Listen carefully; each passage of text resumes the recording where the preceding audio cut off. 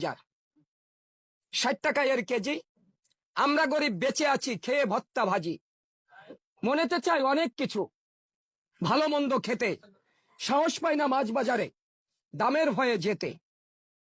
ছোট ছোট ছেলে মেয়ে না বুঝে ধরে কত বায়না, দীর্ঘশ্বাস বুকে চেপে বলি বাবা, আমরা হলাম গরিব মানুষ, এসব কিছু খায় না। আয় হয় না 500 টাকা, মানুষ 8 জন, নুন আনতে পান্থা শেষ, পাই না কারোর মন। ভুলে গেছি গরুর গোস্ত, না মানি না মুখে, ওসব এখন ধনির পণ্য, তারা খেয়ে থাক না বেঁচে সুখে। বলবো শুনবে ইলিশ মাছ, রূপকথার এক গল্প, সেই যে কবে খেয়েছিলাম, দাম ছিল তখন অল্প। এসব কথা ভাবতে গেলে কষ্টের নাই শেষ। সিন্ডিকেটের কবলে এখন গোটা বাংলাদেশ। সিন্ডিকেট